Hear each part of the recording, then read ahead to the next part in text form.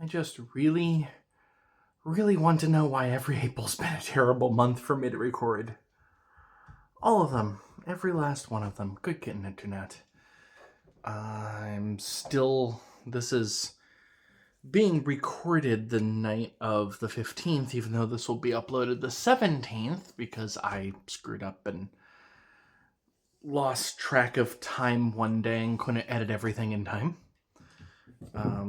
Luckily, everything is actually finished in between. So this, I don't have any editing queue at this point. I'm just not going to release multiple videos in a day because hardly anybody's watching them as it is. And Isun is trying to eat a string. One moment. Isun, I do not want you to eat the string. Like, playing with it is fine, Kate, but no eating string. Sorry for bouncing the tripod. I ran into it. As a penalty, you are baby. Yes. You are baby. So, I'm kind of running out of topics. I actually have specific topics in mind for certain days, but those days haven't arrived yet. I did get more sleep than I had yesterday. That's a very low bar. I'm still very sleep deprived.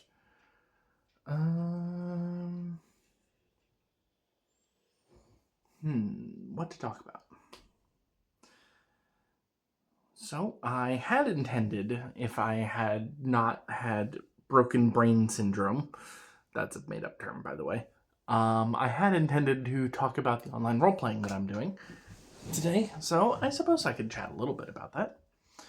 So, I keep overusing that word. A few months ago, actually several months ago at this point, I had watched a YouTube video by Ginny D that was talking about how to be paid for running role-playing games. And the reason why it fascinated me wasn't that I wanted to be paid for running role-playing games. To be clear, I definitely do not want to do that. It would ruin my hobby. But the fact that there was a site for congregating these types of things, which of course there was, in hindsight I just didn't even bother looking, made me think maybe I can find a time slot that works for me. Because you see, I live in Denmark, so I live in the Central European time zone. But I also work unusual hours for somebody who lives in Denmark. Most Danes work generally from 8 to 4 p.m. I work roughly 10 to 6 p.m., which means that when Danes are getting ready to, like, any role-playing activities seem to be starting at somewhere between 5:30 and 6 p.m., kind of can't do that unless if it's literally in my home, and even then I'm not going to be able to do it because I have no time to eat. So I have not been very successful at finding in-person role-playing. Also, my home is not exactly conducive to having people over, so I haven't been able to roleplay. My normal online role-playing group, which was offline when I was living in Madison, but online now, has barely been meeting up. We've been basically making once a month at best. That's not really a great outlet for me by itself, so I wanted something else. I had looked on the StartPlayingGames website for paid GMs, specifically for a role-playing system that I wouldn't have to learn brand new. Admittedly, something similar to what I've played before would be fine, and I'd be willing to try something new, but it's primarily aiming for D&D just to get my toe into things, and more specifically, in time slots that actually work for me. So Go on up, son. You can come up, it's okay. He is just not quite wide-eyed, but he's been rushing around quite a bit. He's been dealing with a crazy cat hour. He'll probably come up behind at some point. So I was looking for games that started somewhere between 7 and 8 p.m., ending 3 hours later, on like Tuesday, Wednesday, or Thursday. Just to try and... Nope, he's decided to leave again. Just to get some type of outlet. I was expecting to join a relatively short game just to try things out. I ended up joining a game that took a little while to get started because there weren't enough players. There's now 4 of us players total, including myself, plus the GM. And yeah, it's actually a huge amount of fun. It's a lot more roleplay focused than even my home games have been. And my home games are still very heavily roleplay focused. Usually in my home games, there's an average of a combat every other adventure, or every other session, or whatever you want to refer to it. My games online through Start Playing has been more like every 4 or 5 at best. Actually, no, come to think of it, I've rolled initiative once. It's been 15 games. Admittedly, we've been doing a really good job staying out of combat because up until the last player joined, we've been very squishy. I'm playing a bard, and the other 2 players are playing a rogue and an artificer, respectively. So we're all squishy. We all had 8 strength. We all actually had very similar stats, oddly enough. And yeah, we had the out-of-combat stuff covered fairly well, if it weren't for the fact that none of us could roll worth a damn. But in-combat stuff wasn't covered at all until our last player joined, who plays a paladin. Anyway, point is, these players are all based in North America. The GM's in Canada, the other players are in 3 different time zones in the United States.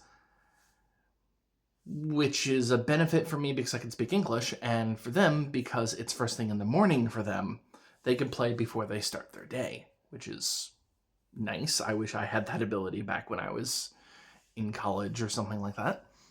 So, and also the world is very richly built for one city. It's basically a single city campaign setting.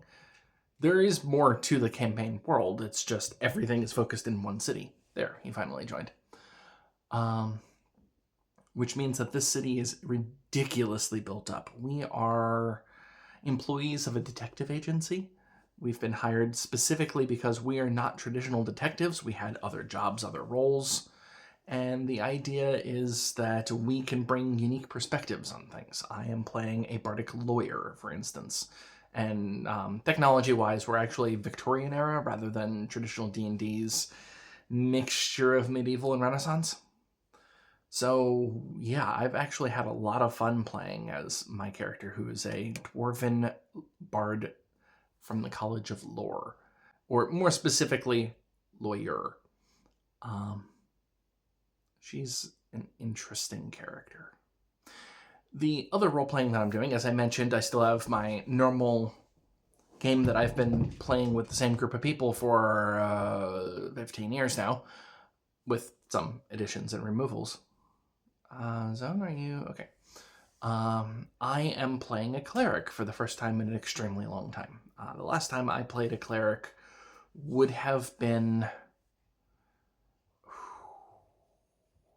that would have been 2002 or 2003.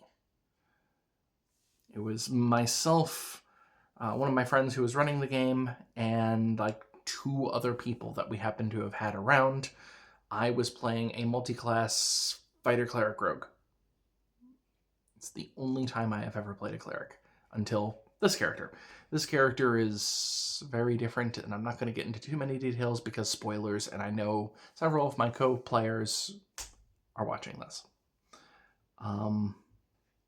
Needless to say, that character is very, very unique. Yeah, unique's a good word. He is a cleric of the setting sun, or of dusk, or of twilight. Zone. That was Zone hitting the tripod this time. I'm back here. He's in crazy cat hour mode, going after pants that are on the floor at the moment. So, yeah, he is a human cleric of twilight. Clerics of the Twilight domain tend to be very much overpowered. I have intentionally kind of nerfed my character some in order to not overpower things, but Zone, stop hitting the tripod, please. But it was mostly me telling the DM in advance, hey, look, these are the things that you should expect.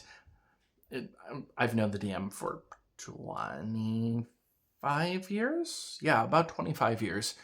So I knew that he'd probably be okay with whatever as long as he knew about it in advance. And my character is even more imbalanced or overpowered than most clerics of Twilight due to other reasons that I don't want to get into. So yeah, I just had to make sure that the DM was prepared. He is interesting in a very different manner because he's very different from the styles of character I normally play. He is a slow, methodical character who just thinks about A, does A, thinks about B, does B. He's not dumb, he's not simple. In fact, he's actually very wise and fairly intelligent. But the way he thinks is very different from other characters that I've played. He's almost similar to, I mentioned the last time I went through characters in VEDA was talking about Mlezi. He's a little similar to Mlezi in some ways, but also very, very much different. He has more kills than the rest of the party combined. And he doesn't use a weapon in combat. And in fact hasn't killed anyone in combat. Only immediately after combat. Anyway, I get to play that again this Saturday, so that will be fun. Yeah. So for people who are interested in role-playing games, but don't necessarily have people nearby or might need to play in time zones and languages that aren't as common, maybe try something like StartPlayingGames, or there's other alternative services. I'm not being sponsored by them or anything. Why in the world would they sponsor somebody whose recent videos have been getting less than 10 views? Anyway, and I wouldn't accept sponsorship anyway. This is a hobby. I don't want to make money from this. That's all I've got today. So I'll talk to you tomorrow, Internet. Hopefully you've had a good kitten. Bye.